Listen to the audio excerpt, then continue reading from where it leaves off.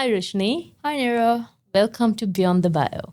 Happy to be here. So, Rushini, I've known you since university. School. Knew each other off in school, but really got to know Each each other yeah. in uni, right? I've never seen you cook or have anything to do with food. Correct. So, what got you into the food industry? During the earlier part of my career, when I was in the corporate industrial field, I knew I wanted to get into a business that I would be passionate about, because that's how I could sustain being in that particular business. So what I was truly passionate about was fitness, staying healthy, being fit, and also helping the community. And when I thought about it in that angle, getting into food and nutrition was the most viable option at that point. And that's how I got into food. I always knew I wouldn't be the one preparing the food. And I also knew I was very good at the operational aspect of it. I was pretty good at orchestrating things, taking on, I suppose, a leadership position. So I took that. I took the fact that I am very keen on wellness and health, put it together, and boom, naturally it's evolved. Food is actually one of the most complicated businesses. Correct. Right? Because you're working with perishable goods. Yeah. How do you manage the operational things? Okay, so I think starting small helped me a long way in terms of scaling and learning, because honestly, as you know, I am from an economics background. What I was good at was honestly, I was more of a bookworm. I was more book smart as opposed to street smart. There wasn't a lot of practical experience that I had, from school to uni to actually starting off my career. And when it came to natural eats also, it started with only one employee, me, right? And then I built along the way. And as I exposed myself to the industry and figured things out along the way, I realized what works, what doesn't work, how to scale it upwards, how to hire people, how do you manage your inventory, obviously talking to people who is already in the industry, and also knowing the right questions to ask, which I think you can only figure out if you start small and explore what this industry is all about. And that's how I kind of figured, what systems to put in place, what processes work, what doesn't, when it comes to hiring someone, what should you be looking at. And those little things add up to a bigger thing. And then it becomes, how did you do it? How do you manage your perishables? How do you know who to hire? How are you running two businesses? So it's the smaller things that contributed to the bigger thing that it is today. What do you think was your biggest learning? The biggest learning curves for me was actually listening to my customers and understanding what is it that they want. And that played a significant role in changing the direction of the business also. So just to give you an example, now when I first started, I think the biggest learning curve was at the very beginning, right? Yeah, so my original game plan was to do energy balls, just energy balls, right? Customers can directly buy the energy balls through social media, like direct messaging, because back then Uber Eats and Pick Me did not exist. Yeah. This is also a fairly new thing now, right? Uber and Pick Me. And now it's a lot easier to get visibility and traction if you come into the food industry now, thanks to those delivery platforms. But back then I was purely relying on social media and also on the bigger cafes that were existing back then. So originally the plan was to directly sell it or sell it to cafes so that they could sell it for me, and then I would get a percentage or whatever, right? That was the original plan, but that failed miserably because first of all, I wasn't getting a lot of traction on social media, and also when you stock up in all these cafes, they prioritized their own products and you were just on a shelf, and if someone bought it, it was like a sale kind of thing, right? But being in the good market gave me direct exposure to my customers. So although they were like, your energy balls are really nice, but can you do a smoothie? Can you make a sandwich? By the way, do you deliver? And that made me realize where the pain points were in the current industry. And then it evolved from energy balls to the meal plans to corporate orders to what it is today, which has obviously been very profitable over the last couple of years. And the change in course to the change in revenue all came about because I listened to my customers and tried to understand what is it that the people are actually asking. Was it actually hard at the beginning to listen? Because, you have an idea in your mind, right? You generally, when you go into business, you're thinking, this is it. Correct. I've got this idea and I'm going to make it work kind of Yes. thing, right? Yes. Was it hard to get that, if it was difficult feedback, was it hard? I think nobody likes to be criticized, nobody. It's a lot to do with our ego. And like when you say I'm a business owner or I'm an entrepreneur, then like this whole ego thing is like part of our personality. But that's also our biggest downfall, One thing I can tell you right now is our biggest revenue generators, the people who contribute the most to our business, are our biggest criticizers, the ones who always voice their opinions. They are like, and those opinions you need to take into, you can't take all the opinions, but you need to be able to listen, because if one person says something, the chances are there's 15 others who thought the same thing but never came to you, but they just disappeared. Your return customer, no matter what the industry is the most valuable, right? They are the ones who will generate the most revenue. Although it is a little difficult to do, you should listen to your customers. You should definitely listen to the ones that put in the effort to purchase your product or service, and listen to that feedback and adapt accordingly, and continue that cycle and leave that ego aspect aside. Yeah, I think just for me, thinking about it is right. They care enough to come and actually tell you. Exactly. They actually do. They are the ones that actually care. They are actually my biggest criticizers, are also like now my closest like friends in terms of like people on the meal plan or the ones who buy our services. Of course, now I don't see them as often, like, because now as the industry scales, I may not be able to directly deal with my clients. But at the very beginning, the ones who gave that valuable feedback has exponentially helped us to be the business that we are today. I'm forever grateful for the critics. Now, going into food, right? Yeah. What do you think surprised you the most about the food industry? When it comes to natural eats, I would say I am not in the food industry. Okay. Because if you look at the food industry right now, what is food, right? Food is fuel. It's a source of energy.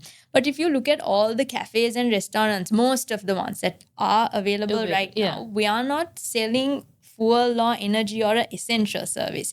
We are selling food porn. It's all about like the ASMR, what is the most aesthetically pleasing one, and then we pick up on all these trends, and then we try to replicate that in our cafes and restaurants, and then that is what the food industry is right now, right? It's more about visual eating it first. It's got nothing to do with the nutrition aspect, the energy aspect, or anything like that.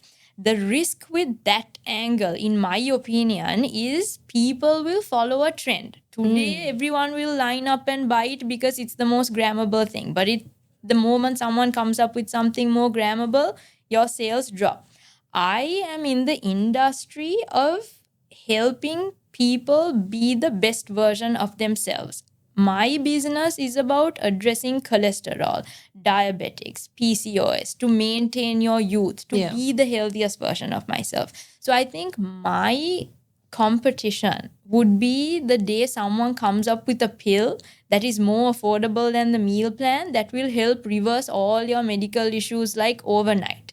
So until something like that comes into play, I wouldn't say I'm like in the food industry. Yeah. Like, I get that. Yeah. So that's actually a very different way. And, look at it and it actually makes a lot of sense, right? Yeah. But also on the same thing, do you think there's a lot of misconceptions about, the service you provide, right? Yeah. to a certain extent, right? So when it comes to this whole health industry, it's also full of a whole bunch of trends, from the keto diet to the paleo diet. If someone famous starts something, or even if your friend gets on a random diet and starts seeing results, the expectation is I need to do the exact same thing to get the same results. So we have a lot of customers who come in saying, hey, can I eat this much amount of calories, or I don't want to eat any carbs, my friend did this, so I'm going to do that. And that is not the approach, right? To be healthy is to actually have a more customized service, to have a conversation, to understand what exactly is it that you're trying to achieve, and then work your way backwards from there. So we do have quite a few confused clients that come in with like a completely different mindset, and I feel like it's my responsibility, or naturally it's a responsibility, to not just provide the food but to also come with the education aspect of it as well. And I think that's where the actual value in the business comes in, so to any business in general, we need to stop focusing on the product. We need to focus on the value you're giving to that person. And in most cases, it's actually a feeling, right? So pay attention to the feeling that you are giving your client. So naturally, it's meal plans or the whole healthy food thing, right? As much as it is to educate people, give them a service and put them in the right direction, it is giving them a feeling of confidence, a feeling that they are healthy, they are young, they are full of energy, and there's like a long way that they can go in that angle. So going on that line, right? The way you kind of gave confidence, I remember this, is that you used to have a weekly call with people. Yes. You still do that? I still do that. So the thing is, the business needs to expand. I cannot be doing the operational stuff every day. And the more I spent my time running a business, the more I realized you need to break down your processes into smaller processes and outsource it to those that are specialized in that, right? So at the very beginning, I was taking all the calls. I was doing all the assessments. In fact, I was sometimes cooking as well. I was doing all the little things. But as you scale up, you need to know the right people to hire, and the areas of your business you need to outsource to those that are good at it. So most of our calls are now handled by call centers. But when it comes to detailed assessments, I do get involved, and I think that aspect of it, which is the backbone of the whole business, I will continue to hold on to. But the operational aspects of it, the everyday things that I used to do, I'm slowly actually letting go. So now let me ask you a fun question, right? Yeah. If natural eats was a food, what will be on the plate? I think natural eats represents three things, right? Nutritious, healthy food. It represents affordability. It also represents customizations, right? So it's healthy, affordable, customizable food. And if I was to think of those three words, I would say natural eats is an egg. because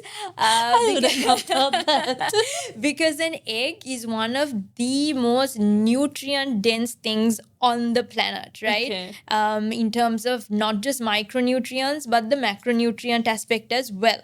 It is one of the most affordable sources of protein globally, not just in one country. You know how in some countries some things are super cheap, but in other countries it becomes quite expensive. But eggs are generally falling into that affordable bracket, right? And thirdly, there are so many ways to make eggs that there is one way that everyone loves to enjoy it, So for that, just keeping it simple, keeping it clean, not really a meal, but like it's an egg.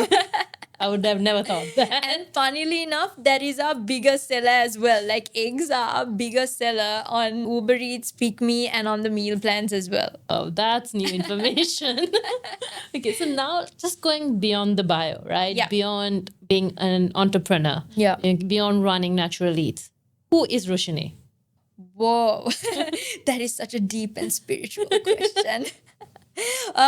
Yes, so I think it's very important not to put your entire personality on your business, because I think as businessmen, especially when you look at our parents' generation, their entire definition becomes their business, but I think with our generation, and me included as well, we try to create a bit more variety. So Rushini is also someone who enjoys working out, somebody who is very curious about the mind.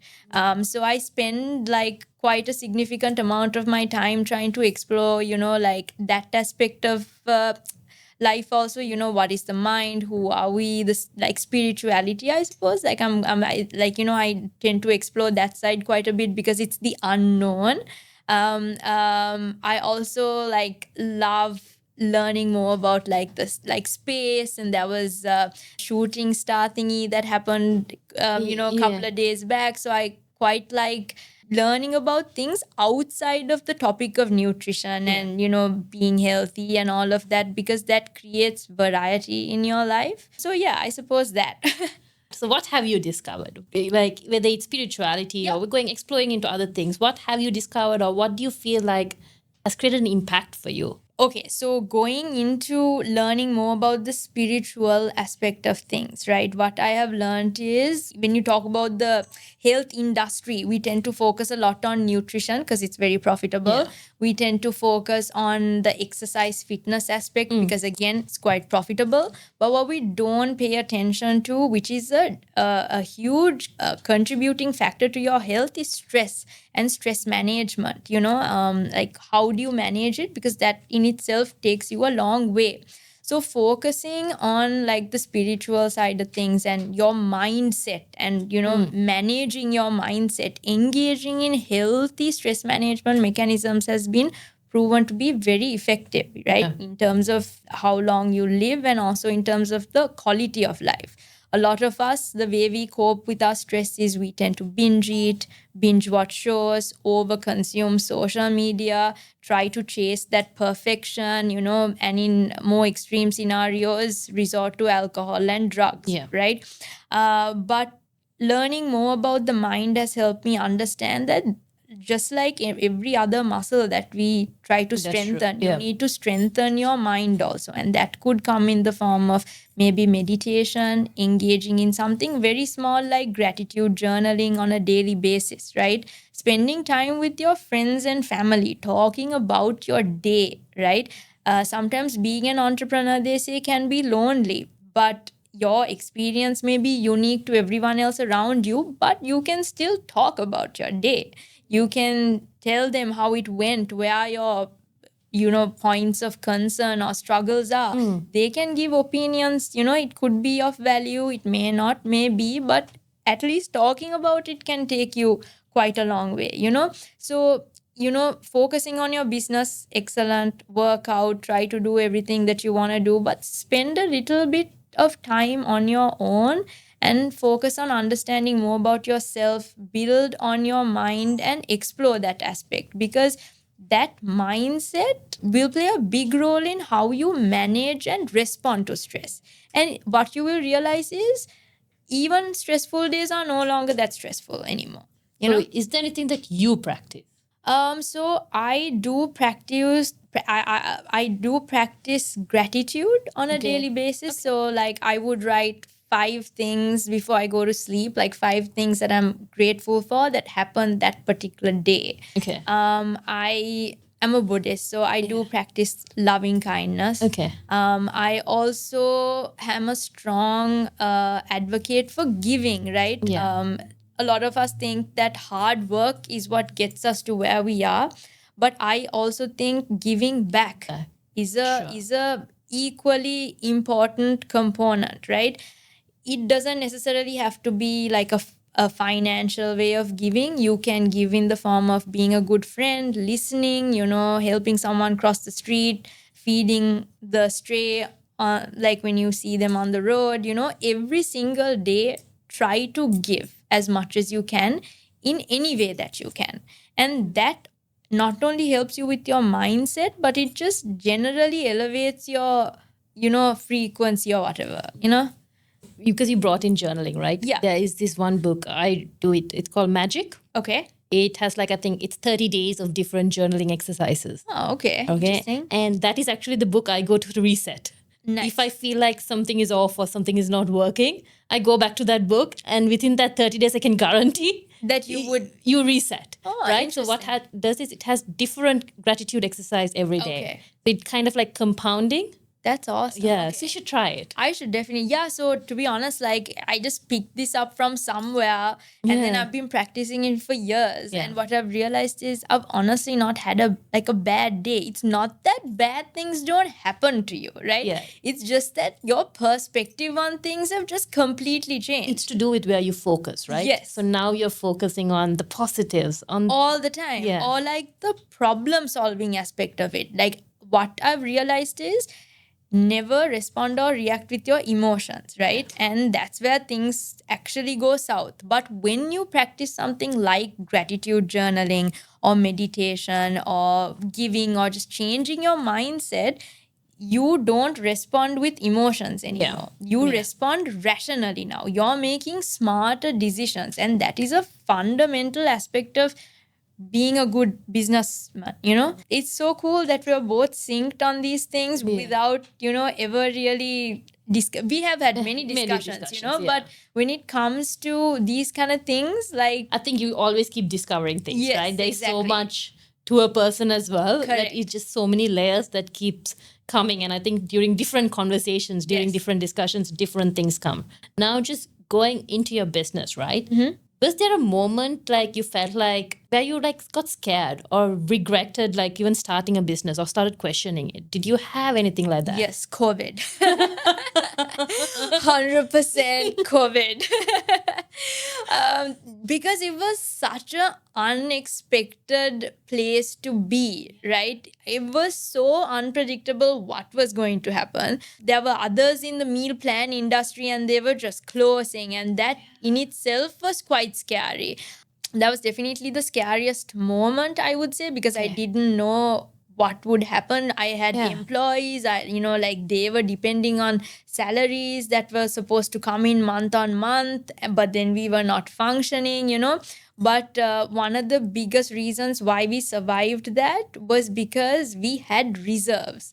I feel like a lot of these small and medium businesses, they roll the cash, and don't really prepare for a rainy day. I mean, this was a straight up tsunami, I would say. It wasn't like one rainy day. But the fact that we had those reserves, even though we were not generating revenue for a couple of months, I think, we were able to pay salaries and cover the rent. Yeah. Everything else was variable cost anyway, right? Yeah. And that is why I think it survived that entire episode. But still, it was scary. It was scary to see money leak with no money coming in. So that I think was one of the scariest moments. Actually, not only just small and medium. I've seen large companies do it as well. They just rotate it. Yeah. And as you said, you just need one thing to go wrong. And you lose everything. Yeah. Is that like the scariest moment you'd say? Yeah, because I did not know when we could open. No one was telling anything. Mm-hmm. And they were like, technically you could open, but technically you can't. And then when you do open, they're like, where's your passes? At that time, like there was bad governance, especially for a business, there was no foundation set in place. I feel like from a government perspective, like not to get political or anything, but regardless of the government, I feel like any government's main responsibility is to set the foundation. Businesses will do the rest of it. They don't need to be businessmen. They don't need to be businesses. Set the foundation so that the people can do the rest. With COVID, right? But Sri Lanka had additional challenges. How do you navigate all of that? Like from a business perspective, right? Where do you get the resilience to, go through all that? So I know this is a blessing, but I'm really grateful for my family, like my parents and my brother especially, right? Like we were each other's like support system. At that point, we were stuck in that house. It was just the four of us. And like the positivity, especially my parents, like, the positivity that they surrounded me with kept me motivated and inspired. At that point, if I was surrounded by people who said, you know what, I don't know what's going to happen. Maybe you should close. This is not looking good. I think I would have followed a different direction altogether, because your mindset, like I said, plays a significant role. So I am really grateful for that. Being in business can be a lonely journey. Yeah. You say, you don't maybe feel it as much.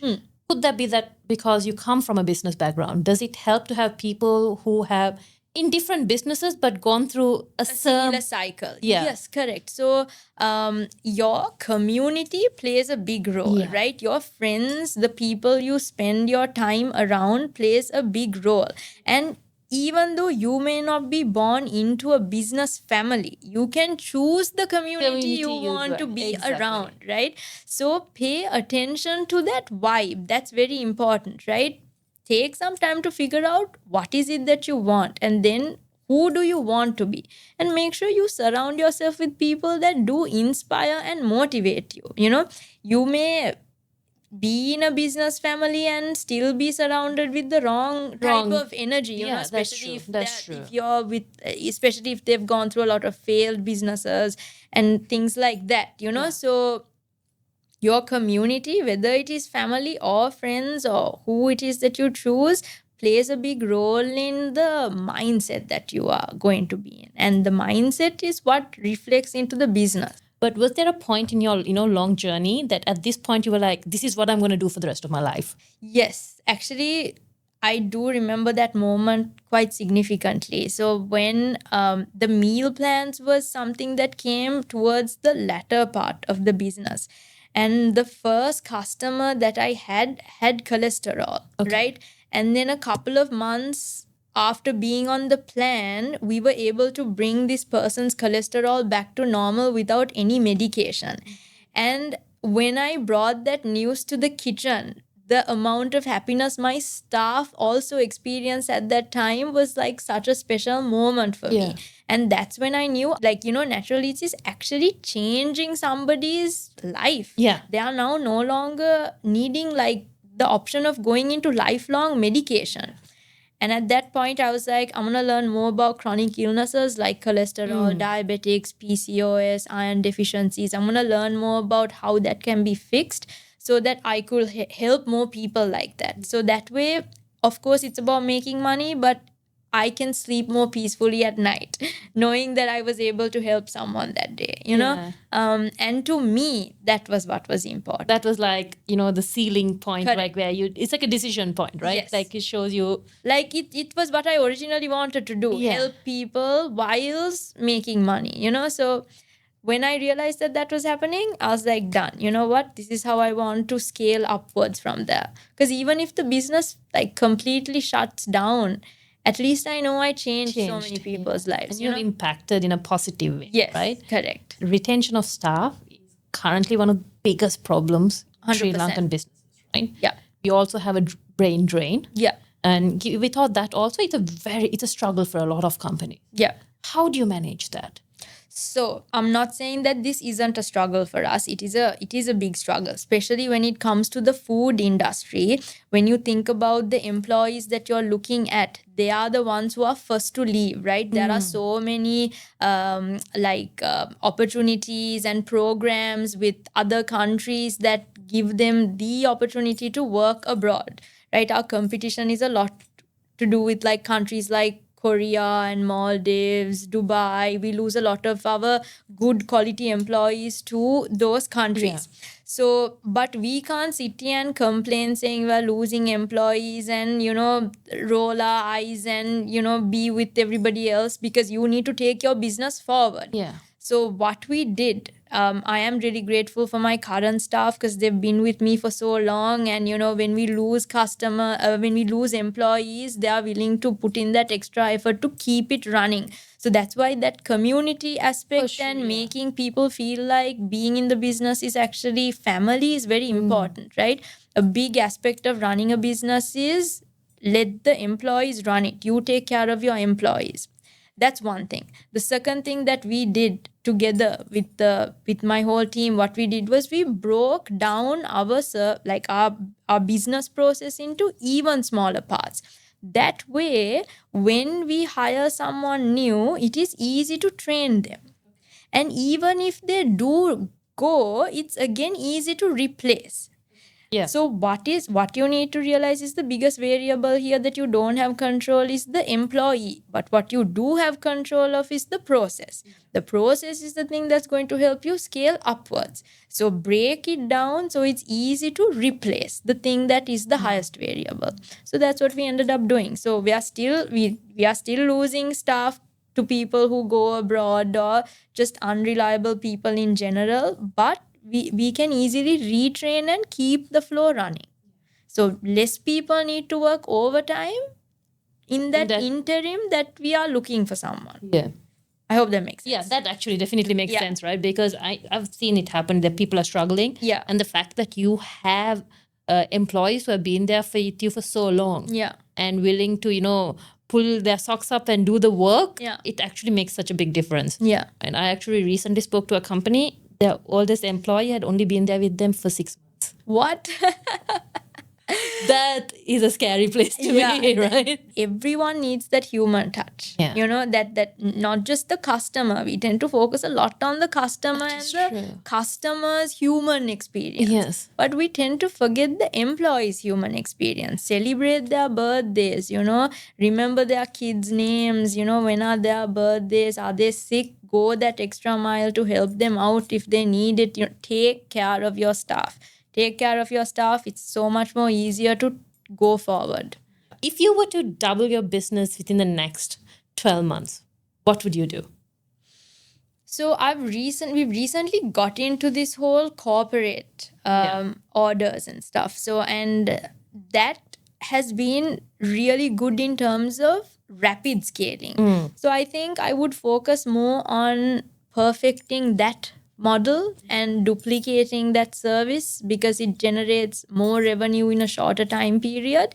And I will also focus on like bulk meal planning. So this is where, like especially like MNC type of companies where they would provide meal plan services for their top management. Again, a hybrid version of a corporate order, but on that aspect of meal plans. That's pretty cool, actually. Now you actually have 2 stores. Yeah. Right? So how does your daily routine look like? It's never the same. Okay. I keep it unpredictable. Okay. Because one thing I'm trying to do is not to create a pattern or a schedule. Yeah.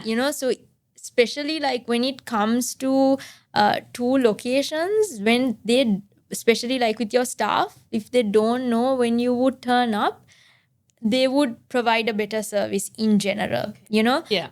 But the thing is, over the years, my role in the business also has changed. Like originally, I was doing everything. Yeah. Then it went to, I will only focus on bringing customers in. And lately, it's been about looking at the business model and trying to see where things are going to break if I am not available and then trying to outsource it. So I spend at the moment, I spend quite a bit of time on my own figuring out business processes, either at like CrossFit Ceylon or like at the outlet at Rajagiri or just on my bed, So in that way, a little unpredictable and just keeping it interesting, I suppose. So you're actually kind of pivoted, right? Yeah. Like, it's another pivot going in from giving, personal meal plans to going to corporate, right? Yeah.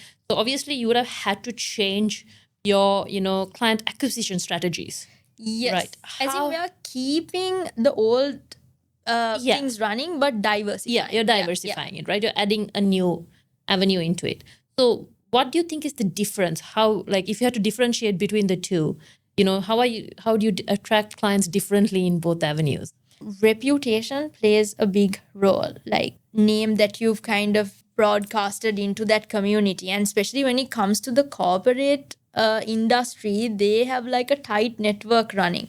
So ensuring that you do a good quality service. But now, because this is a company, budgets and all that come into play a bit more significantly, right? So you need to be more price sensitive is what I've realized, but you cannot compromise on the quality either. So you need to be very creative in the product that you're providing. You also cannot give the same, like, thing is, customer is the company, the employees are the ones who are experiencing the meals, right? Sure. And now if you take a person who is coming to you for meal plans, they want to be healthy, but these employees just want tasty, interesting lunch options to escape their 9 to 5, right? Yeah. So you can't focus too much on like salads and stuff. So what we've done with the corporate guys is we've taken unhealthy food and made healthier versions of it, so that even the unhealthiest employee could enjoy something healthy, you know? So that's how that makes fact that we decided to diversify, and the fact that I am now not doing all the micromanaging and trying to scale, all comes from our conversations and the advice that you have given me over the years, right? So I'm eternally grateful that, you know, our friendship covers that aspect also, because it has helped me evolve the business and change the perspective and stopped me from being an employee myself, and focus more on the vision aspect and help navigate the boat forward, you know?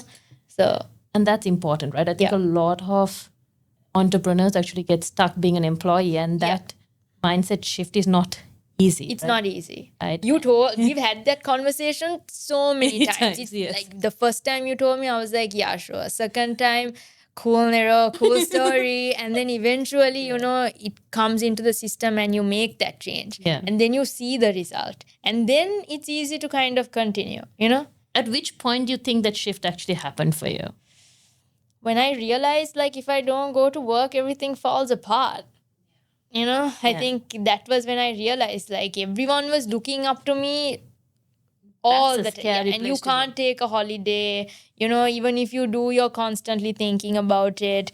I'm not saying I've perfected this model, right? I don't think I can take a 2-month holiday, for example, right? Maybe a couple of weeks, but definitely not 2 months. That's better than when we had those conversations. Well, like, I could not, like, hang out with you because I had to be there. You couldn't take an hour or two. And if it's during your breakfast rush or like lunch rush, like nowhere, right? So now I could definitely take a 2-week holiday, I think. But anything beyond that would be a little difficult, but still it's quite a bit of progress from where I originally started. What's the vision for Natural Eats?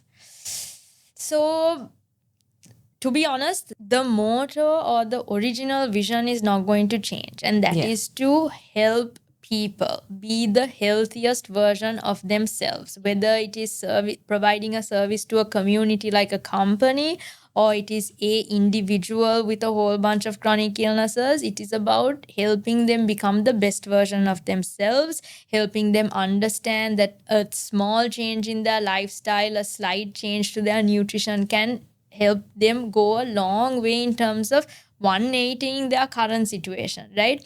But it is about being able to cater to a wider community at the same time. So you know how it started off with one person on the meal plan, and now it's gone into the hundreds. So I'd like to go into the thousands, but the vision and what we're trying to do is not going to change. The core values. The core values, yes, correct, yes. And you shouldn't, right? You shouldn't go away from it, because if you do, you're going to lose the reason why we started. Right? Have you ever thought of an exit strategy? No, because as much as I would like to have, like at the beginning also, I said I shouldn't make Natural Eats my identity, right? But then my Instagram handle is also Miss Natural Eats. So although I'm trying to, you know, diversify who I am, a significant part of it is still Natural Eats. I suppose over time, eventually, I mean, I will ultimately have to let it go. But to my future kids, maybe, you know? So, like, that's how I see it, like, staying within, like, connected to me. You see this as a generational, you know? Generational thing. So, like, even when I'm looking at putting up these processes and making life easy, I want my kids to feel enticed to join the business, you know?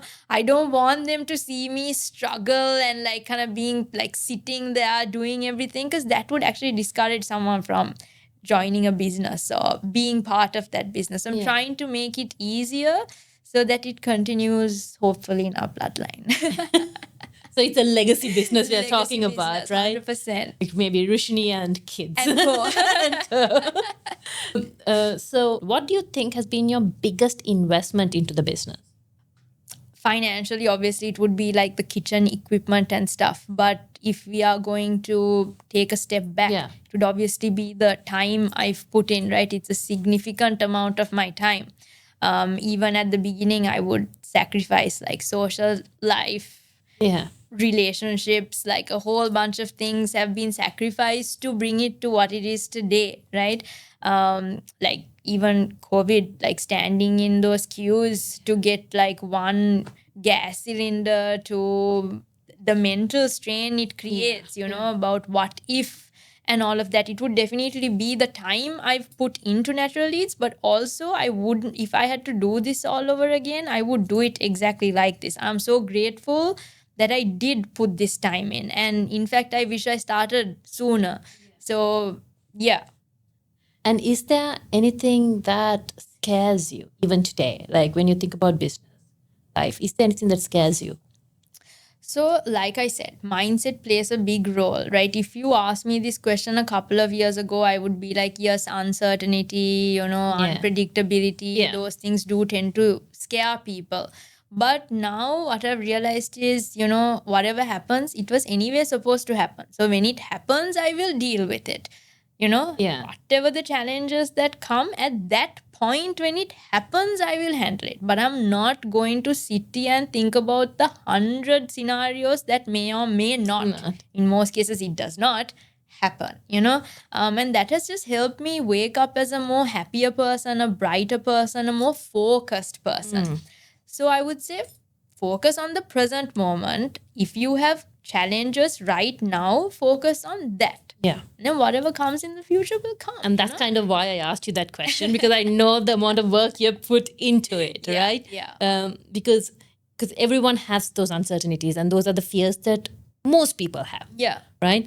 And I just want to see an answer of someone who has put in the effort to work on it, right? Works on the other side of it. This may be a cliche question, but asking you to give an advice to yourself, going back when you were young, what would you tell little Rushini?